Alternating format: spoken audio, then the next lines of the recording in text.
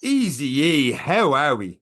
Shawnee, I am feeling better this week now. That's good. It's a good start. That's good for me. Positivity. Yeah, no, I'm happy for you. I'm happy for you. What has you feeling so good this week? I'm less fat. No, and there we go. I'm going to be honest. I've had a good weekend. I followed Rory McIlroy around the Dubai Classic here now. Oh. And it was a good day. It was a very good day. Could you actually see him though?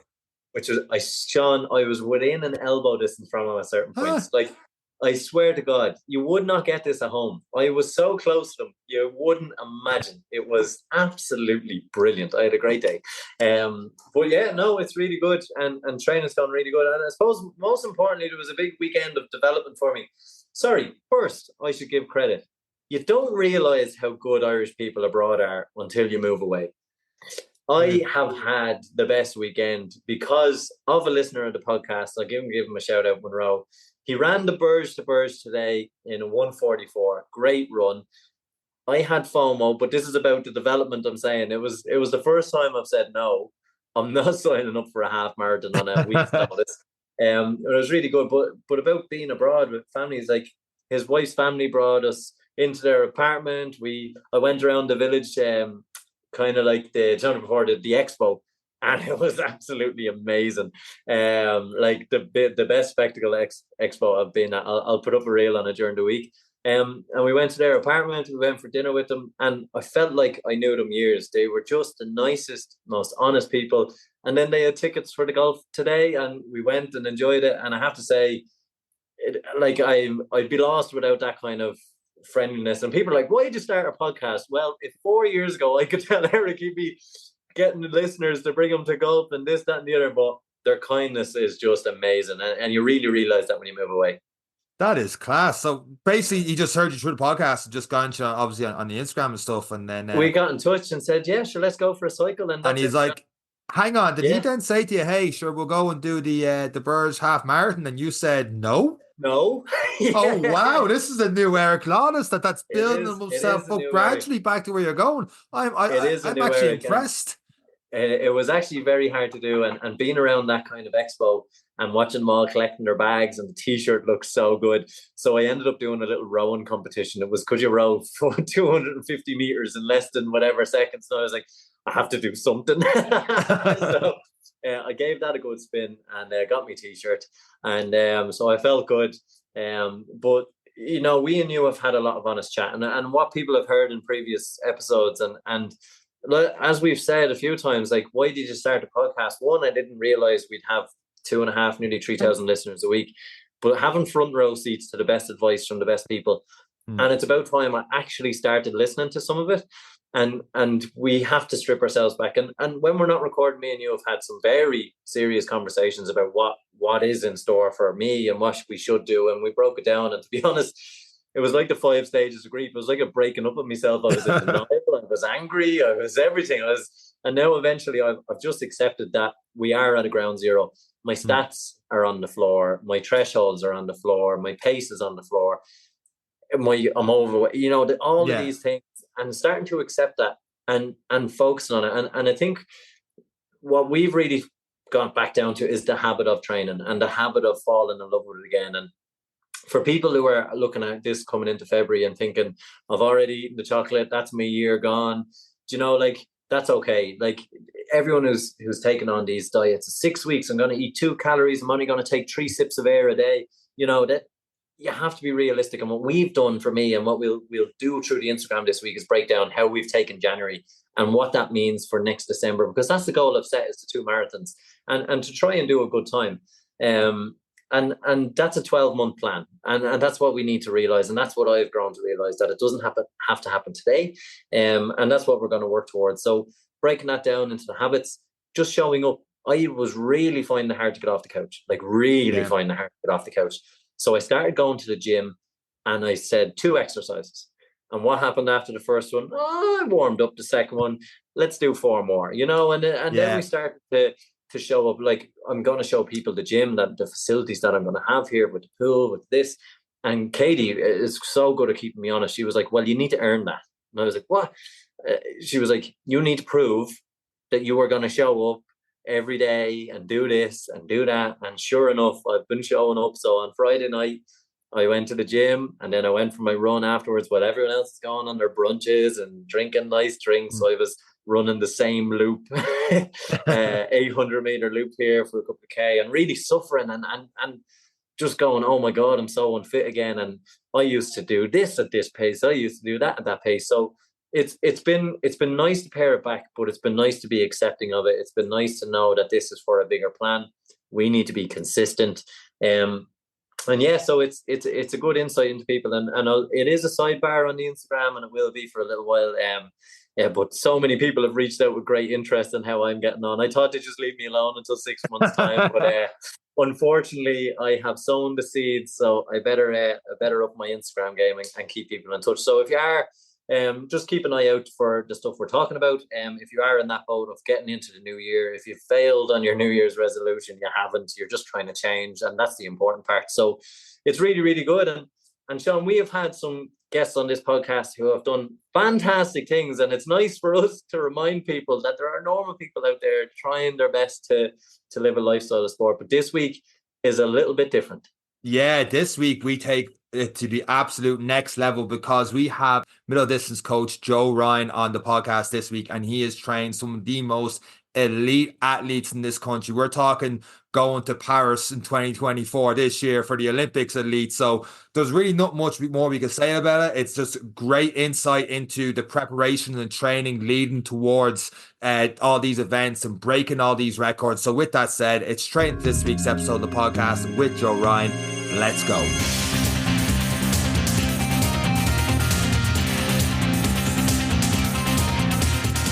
So this week on the Any Given Runday podcast, we have BCU Endurance Athletics coach working with athletic development within groups from youth, junior, under 23 and senior level, as well as being heavily involved in development of high-profile athletes such as John Fitzsimons, Cian McPhillips and Cormac Dalton. Joe Ryan, welcome to this week's episode of the Any Given Runday podcast. How are you getting on? Thanks very much, guys. Delighted to be here. Yeah, looking forward to it. Joe, before we talk about all these athletes...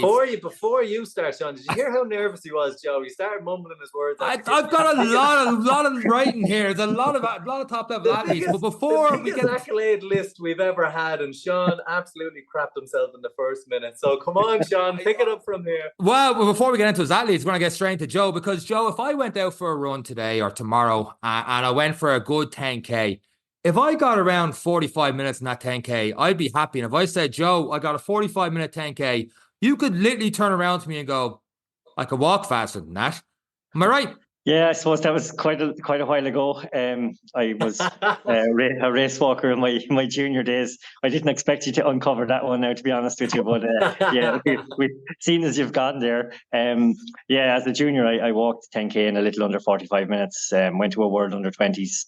In 1996, so a lifetime ago now. And look, thankfully, I coach a good few athletes who were obviously a lot quicker than I ever was and more talented too. So yeah, but look, it was a good foundation into the sport and enjoyable through my juvenile and junior days. So yeah, let me get a good appreciation for athletics and also got to a reasonable level myself.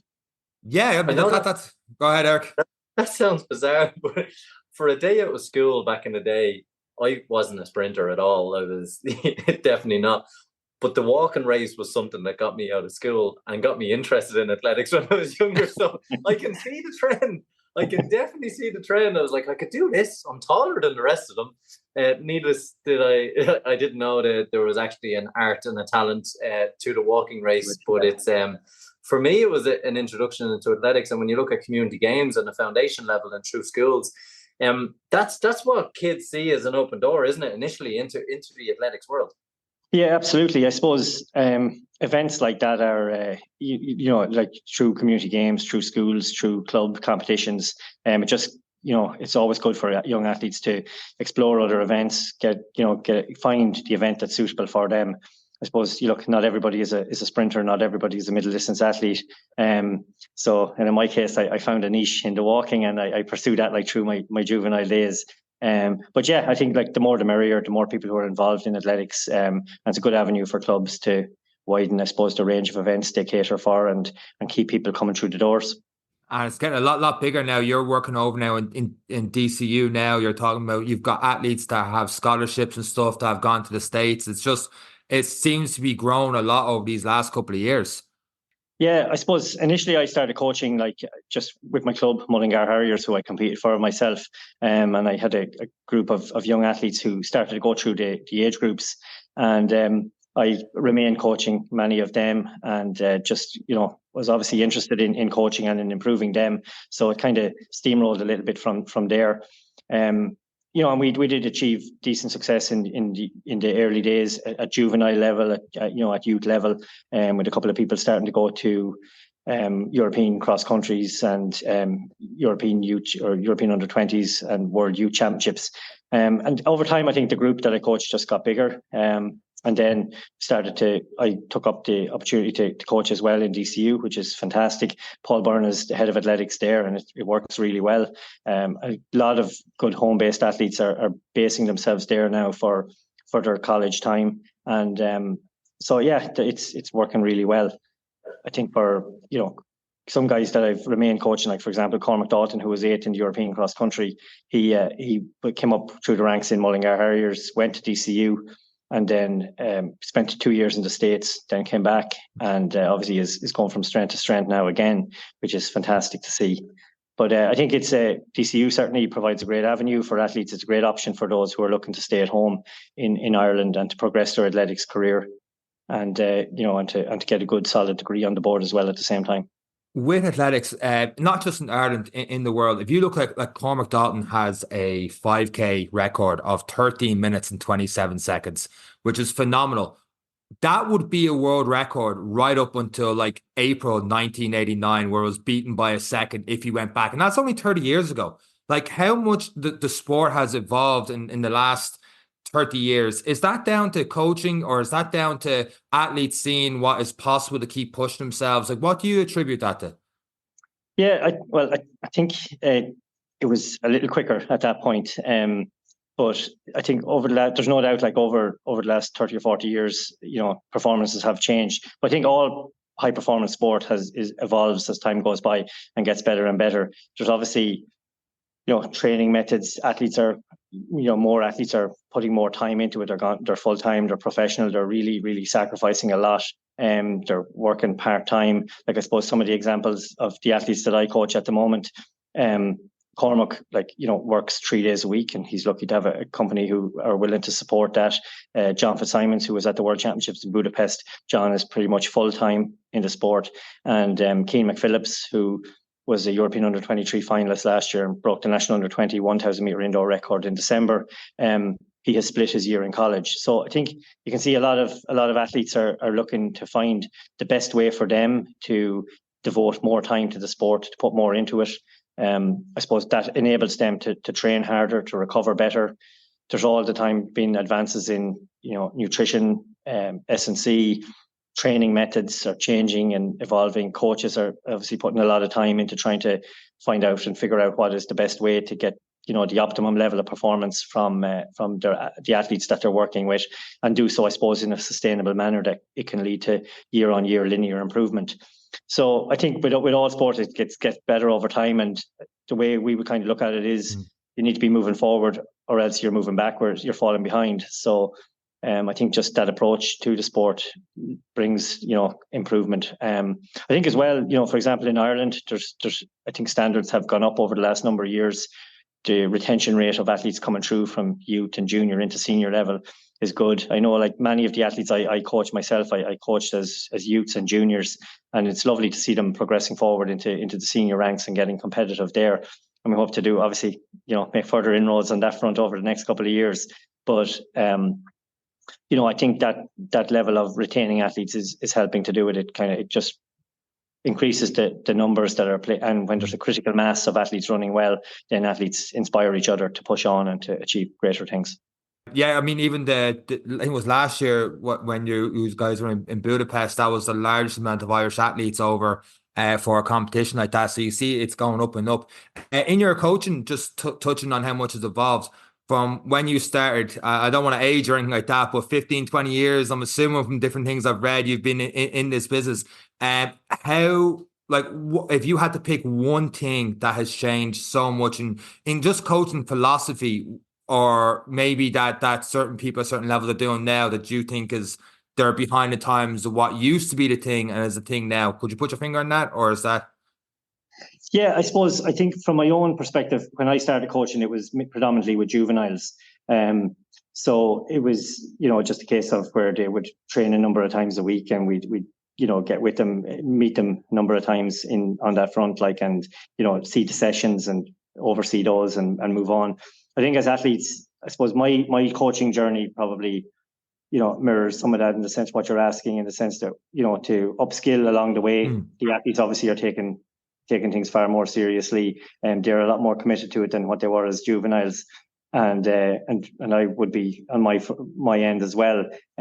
So I think naturally, as that evolves, we bring in things like, it's a lot more scientific than what we're looking at now in terms of our approach, in terms of, for example, John Fitzsimons, who was at the World Championships, would link in with Sport Ireland and work with Martina McCarthy on his S&C and some work on speed development as well. So I think there's a number of facets to that, and a number of angles of approach to it to try and get athletes better. Also working on areas like nutrition, recovery, and trying to determine what is the optimum training load for a guy like him. And also obviously doing, physiological tests a number of times a year. So I think just a lot more professional in the approach. I suppose for me, that is part of that comes with, coaching athletes initially at a younger age, and now coaching them thankfully some of the same athletes up to senior level and to compete at European and world level. So it kind of, it just kind of fits into place a little bit around that. I suppose that's kind of what I would have seen on their journey changing quite a lot. I think, look, training methods, they are changing a little bit. I know, for example, the Norwegian approach is very, very popular at the moment in terms of the distance guys. But when you look, I suppose, at, middle 800 meters, for example, where John and where Cian have raced over the last couple of years, times that were world class 20 years ago are probably still world class. So it's just really about getting to that level and trying to push on and be consistent at that level as well. And I suppose that's one thing that I would see now, in terms of, athletes coming through and developing, the importance of consistency can't be overstressed. That in itself just brings improvement if you can stay consistent, stay healthy, stay training, and keep building over a period of weeks, months, and ultimately years. It definitely leads to better performances. And definitely, I suppose, within my group, I can see, the guys who've been able to achieve that are the guys who probably have had the most success over the last couple of years. So obviously that's a huge coaching goal. It's great that you say that, because week in, week out, we've had some excellent athletes on this. We've had the average shows like myself and Cian who are just training. And one thing that always comes back to is about that consistency. Athletics Ireland have made some of you guys more of a permanent role. Do you think that's helping in that consistency in training our athletes and giving them confidence that we are moving forward as an athletic country, that we're promoting this, that there is a goal for them there with coaches like yourselves who are becoming more dedicated to progressing the sport? Yeah, I suppose it's it definitely contributes to it, I'm sure, on all fronts. Athletes are doing everything they can in their power to stay healthy, to stay fit. Coaches are upskilling, in order to try and guide them as best they can, and to make sure that, they train hard and to do what they need to do to improve, but at the same time that they just don't go over the line and push it. And look, there's a number of things to negotiate as well for young athletes that, I've seen as they transition into college, as they, and I suppose at the other end then come out of it and have a decision to make, whether they start working or whether they go full time or work part time, etc. So definitely, yeah, I think there's I think it's definitely contributing. I think a number of things are helping to do that. I think numbers in athletics are increasing. The coach education has increased over the last number of years, which leads to more people doing more events, and standards within events like endurance running, obviously, which is the one area I'm focused on, are improving year on year, which is fantastic to see, at youth and junior level and into seniors now. You alluded earlier on to the fact that it was the biggest Irish team at a World Championships, or very close to it, in Budapest. And I think that kind of mirrors what has been happening at youth and junior level over the last few years as well, where teams have been bigger and getting more consistent.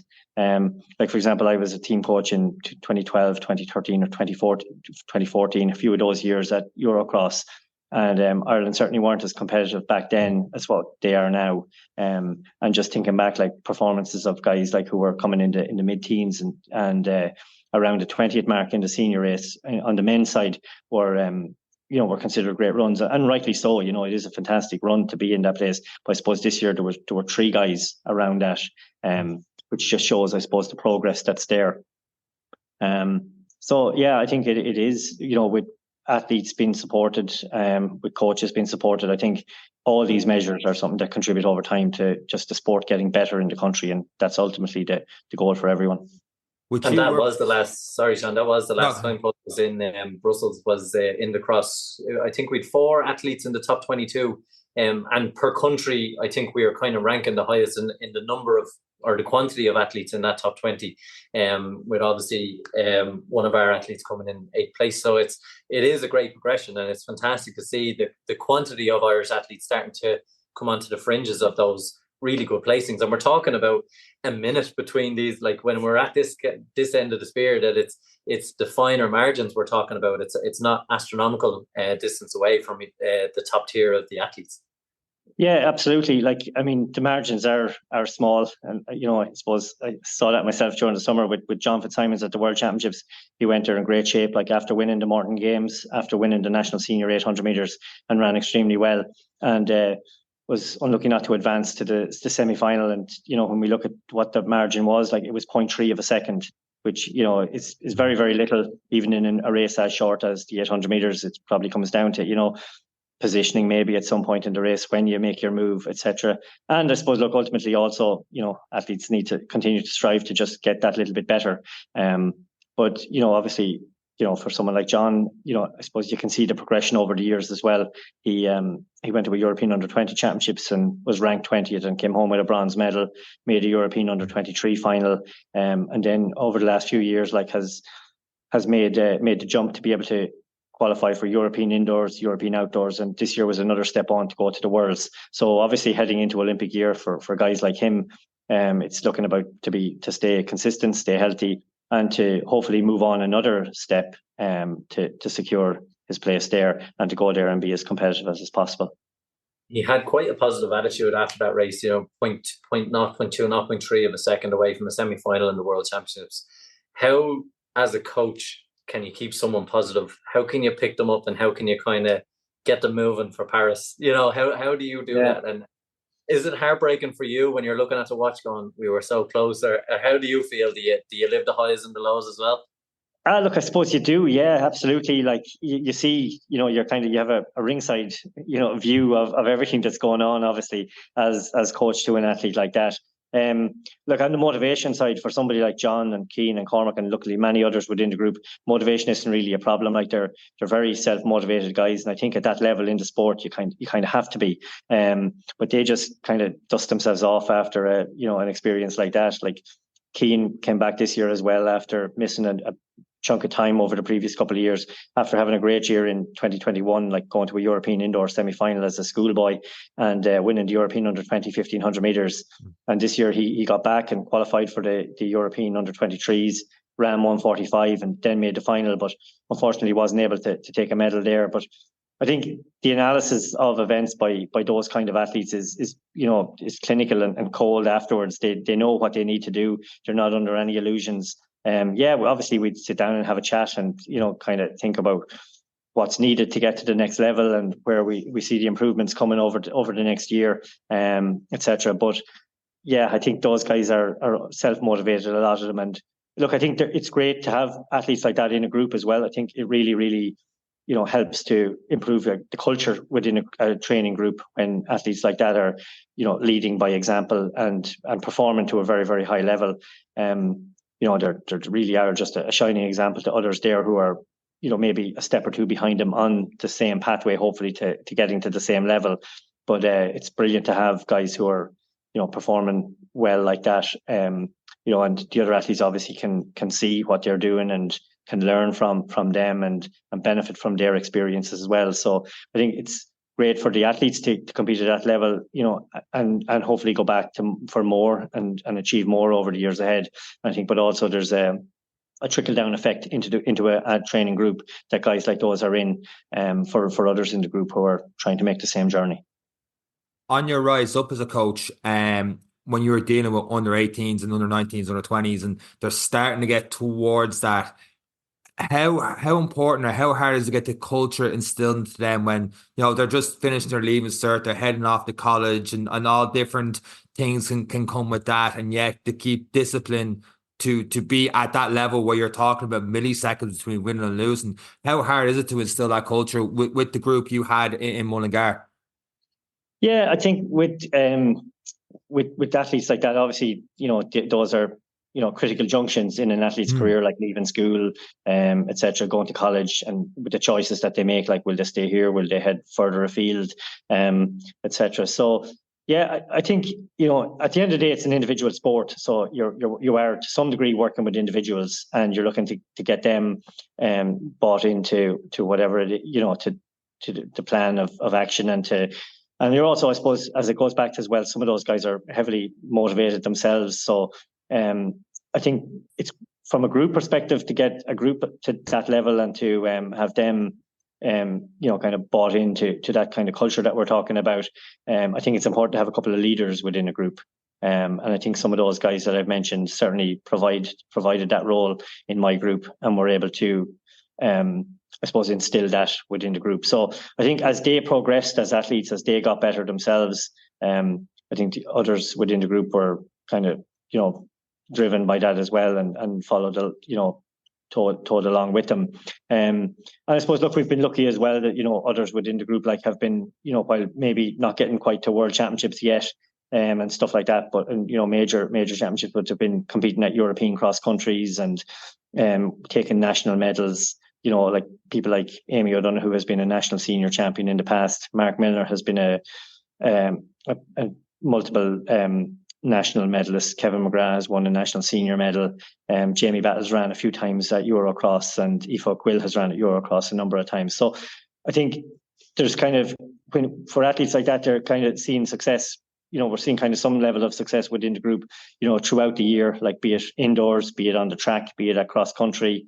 And I think it's good as well from a group point of view to have that momentum and to have that carry along, kind of throughout the year, that we're not, that we don't just see athletes running well, say in the summer, and then waiting for the next summer to come back for some more good performances.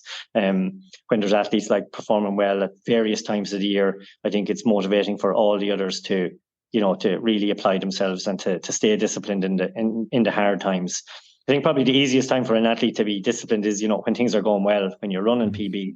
I think obviously motivations and commitments at a huge high at that point. But when things are going a little bit wrong, or you're having a tougher time, obviously it's tougher to retain that same level of commitment and good attitude. And but look, it does pay off, and I think even within my own group, athletes have seen that, staying committed, sticking to the task at those times, like those pay dividends. Like for example, that 2021 European Indoors that we were talking about, like John Fitzsimons didn't race for 18 months before the micro meet where he achieved the qualification standard, and came out in his first race in almost 18 months and ran the qualification standard there on that day. So I suppose that is great for other athletes in the group to see that even if you're having a tough time, if you just stick to the task and stay committed to the sport and keep making the right decisions, you can bounce back and run extremely well.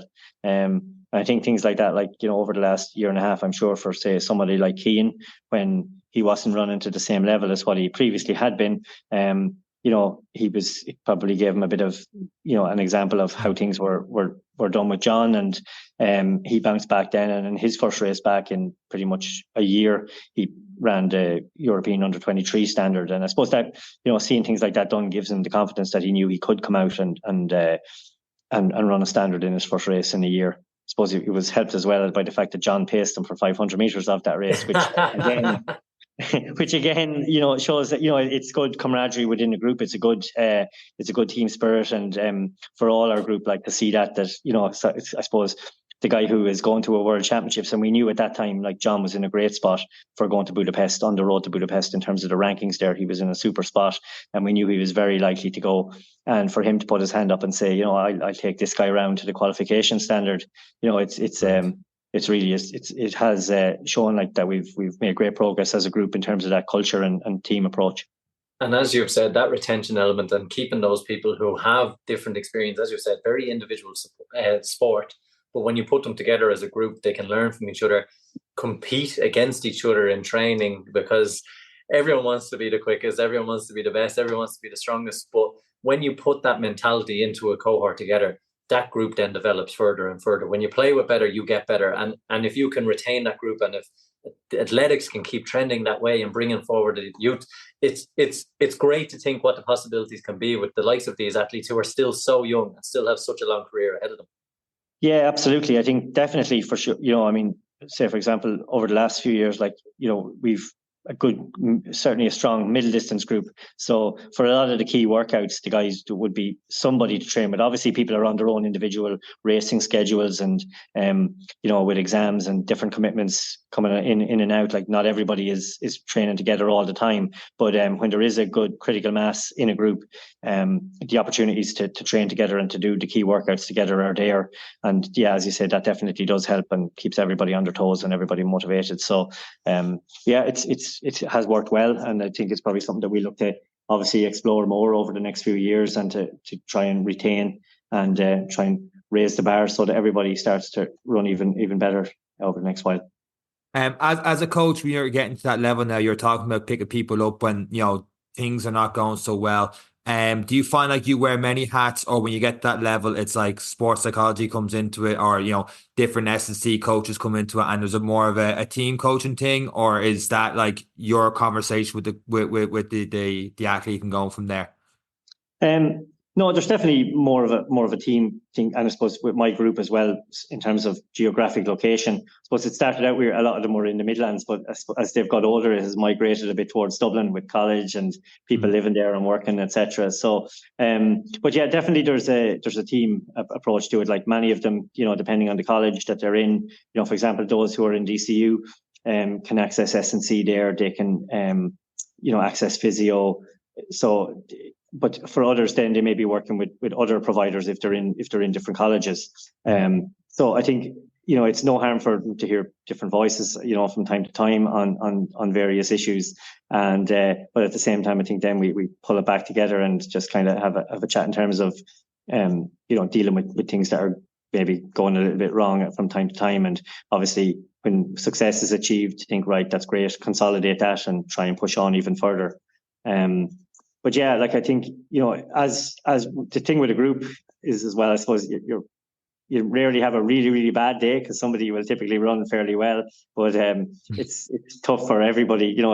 Sometimes we go to meetings where there could be 9-10 athletes from our group running. So it's wonderful when everybody has a super run and a great day and everybody leaves happy. But I suppose the multiple hats comes in there, because look, it's difficult for, in any group. It's like any football team, even if they're playing, the team might win, but not everybody plays well. And the same when you're running, like, if you go and you're coaching 10 guys and they're all running on a race, or at a meeting, the odds of all 10 performing extremely well are probably somebody is most likely going to walk away not totally happy with their performance. So I suppose there is that, it ebbs and flows a little bit like that. But look, that's the beauty of the sport. It is enjoyable from front too. Obviously, it's more enjoyable when everybody runs well and we all eat happy. But yeah, I think it is. It's on that front, it is good. But I suppose, as just on the team side of things, that you're talking about there, for people like John and Cian, they obviously have access to the Sports Institute, so they can go in there. They can access some of the services that you're talking about there, like sports psychology, like S&C, physio. And it's a huge development over the last years that athletes can go in there and kind of get a bunch of services under the one roof and access physiological testing and stuff. So that has become a good hub for athletes at that level. And then for athletes probably who, aren't carded to that, aren't carded yet, they're probably looking to access some similar things through their colleges, and when it's available there, and if not, probably, trying to access it themselves. So there's a lot to it in terms of people are accessing these things from multiple sources. So there is a bit of work to keep on top of all of that, but look, it's enjoyable stuff. When you're looking at it, next year is obviously an Olympic year. Does that add stress, excitement in the camp? What does that mean for you as a coach? What does it mean for Irish athletes? What does it mean to be having the potential to be looking at an Olympics in Paris next year? Yeah, look, I think on one level it's wonderful that the Olympics is so close, that it's in Europe. So I think that probably adds to the excitement.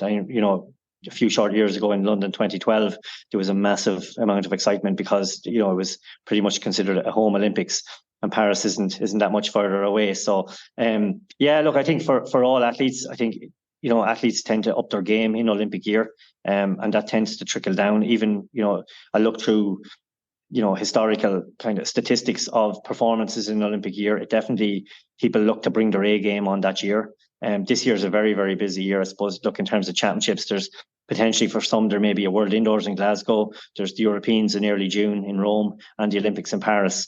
And that's, not even thinking about ahead to Eurocross at the end of the year. So, it is a very busy summer for a coach and for an athlete. I think, look, for those who are within range of hitting kind of those standards or being at those events, look, I think excitement is the word I would say there. Definitely springs to mind. Like it's a huge opportunity for athletes. The Olympics itself only comes around once every 4 years, as everyone knows. So it's the year that everyone wants to stay healthy, stay injury free, and bring their A game. So for athletes, at that level, I think it's fantastic, and I think it's going to be a great year ahead.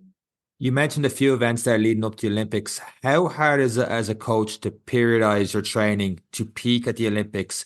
And do you think performances are not as good in other events leading up to it because they're trying to peak at the Olympics? Or is there enough time to go up and down in those events between now and the Olympics?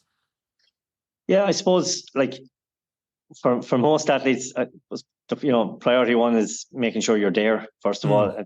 With the qualification system now, obviously some people will look to target an automatic standard, which if you are in that situation, it's obviously it's fantastic. You've one foot on the plane, I suppose, as such, depending on the event and depending on other qualifiers. But that's a really strong position, I suppose, for athletes like John Fitzsimons, like Cian, like Cormac, like those kind of guys. I think it's looking at the calendar and thinking, right, what gives me my best chance of A, running as fast as I can at some point in the year, and B, doing it in a manner that will help you to get to those events, and to do it in a timely fashion, and to be in good shape. If you do hit the standard, then to be in good shape for them. So I think there is definitely a bit of planning. A lot of that, I suppose, depends on the consistency of your training throughout the winter months and the early and your indoor season for those who elect to run indoors. So, and for us as a group this year, we will have the guys run some indoor races, but obviously, the position of the European Championships probably and the Olympics probably dictates a little bit of even the domestic calendar. So there will be a lot of action in May and in June. So I suppose you're looking at indoors this year thinking, I want to run well there potentially, but also I need to be back and I need to be ready to run well, and run really well, but in May, June, July. So there's a bit of planning to it, but overall, again, these are good issues to have. They're good problems to be looking down the barrel of.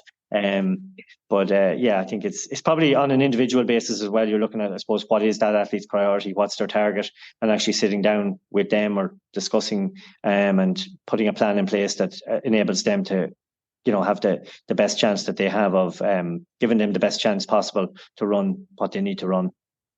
For athletes at that level, how important at this time of year in these 6-7 months leading up to the Olympics is cross training, gym work, stuff like that? Or is it to get better at this stage?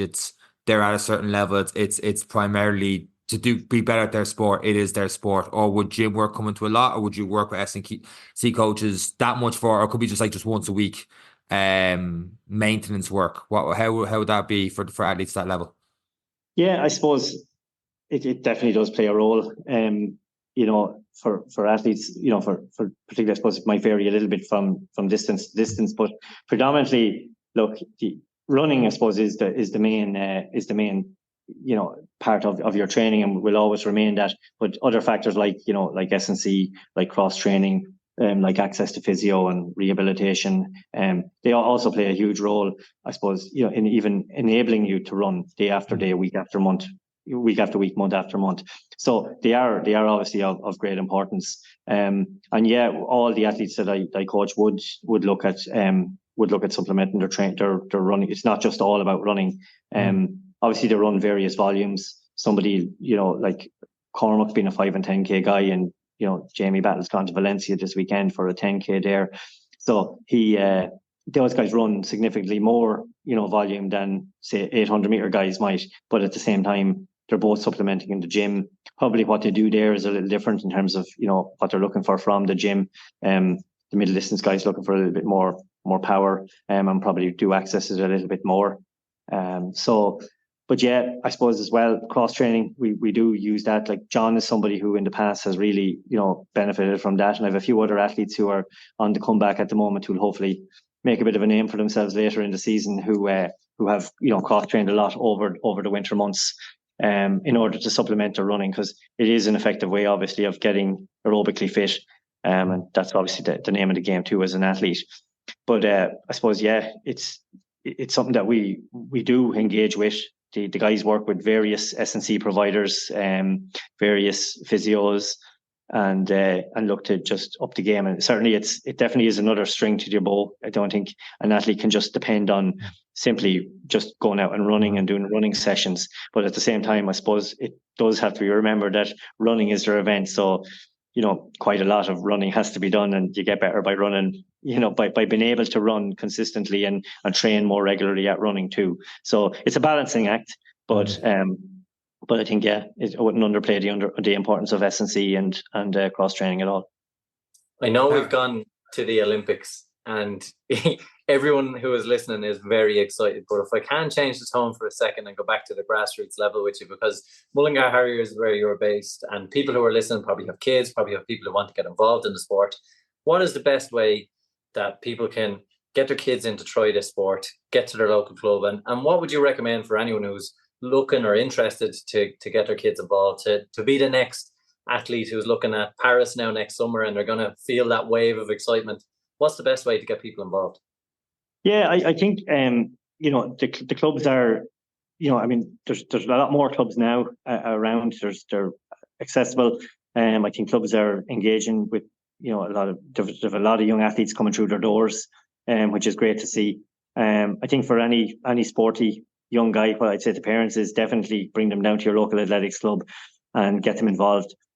Athletics is a fantastic sport. Obviously, I suppose we're biased, or I am anyway, in that sense. Like I probably, it's the sport that I would be looking to push people towards. But it's a massive foundation sport for any other sport as well. So the benefits people get from running, it's unquestionable, really.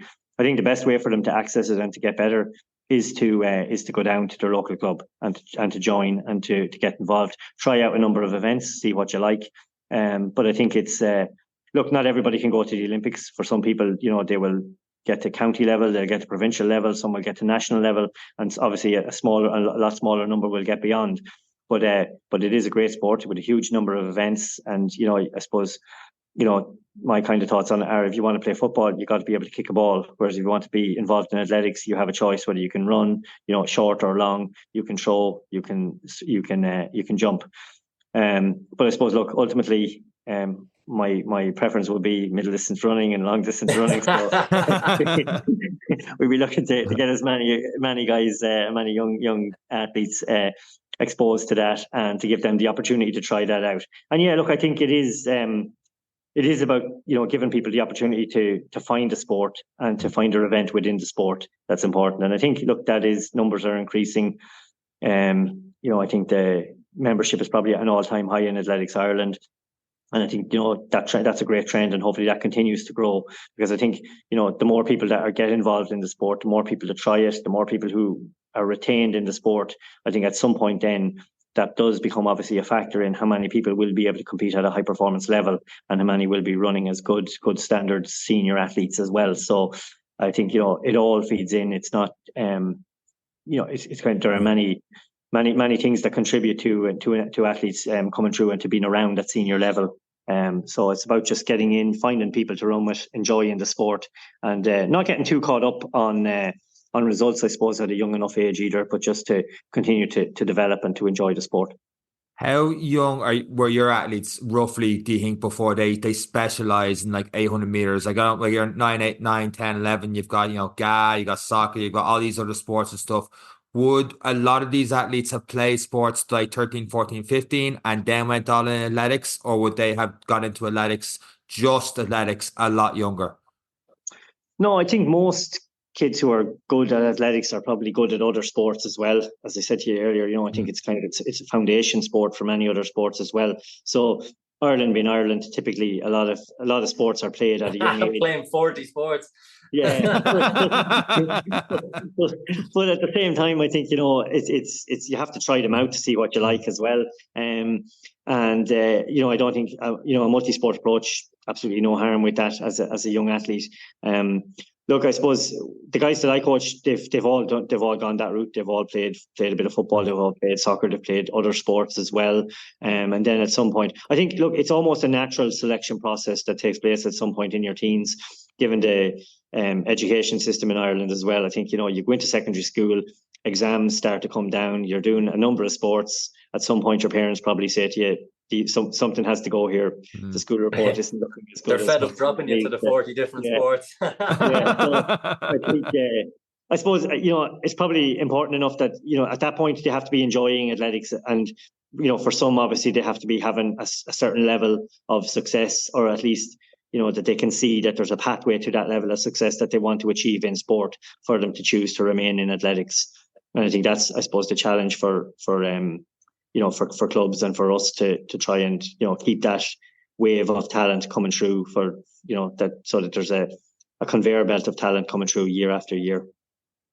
As a listener listening to this podcast episode, and they're only hearing more about different athletics, Irish athletes at the moment, who would be someone to look out for in the next couple of weeks and months ahead? Yeah, I suppose you can't just be biased with your athletes, Joe. You can if you want, Joe. I don't mind. Look, I think Ireland's in a great place. Obviously, like the two athletes that everyone will look towards for the Olympic Games and for the European Championships, and for the major international. Well, two of the athletes that will be looked for are Rashida Adeleke and Ciara McGeehan.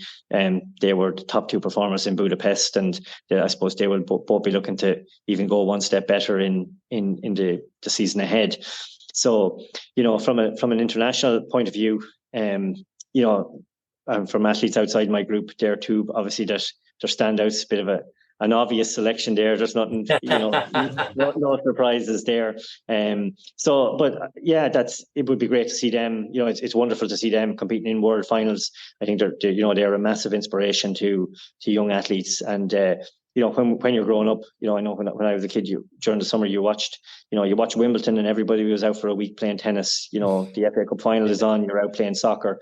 I think when the World Athletics Championships was on, and those two girls are Irish girls in finals, it obviously attracts more people into the sport, which is fantastic to see. From my own group, obviously, I suppose again a couple of obvious selections. We were looking for John Fitzsimons, Cian McPhillips, and Cormac Dalton to move to the next level. I suppose the other night, on Wednesday night at the NIA, I coached one young girl, Amy Wallace from Mullingar, who ran 4:23 for 1500 meters.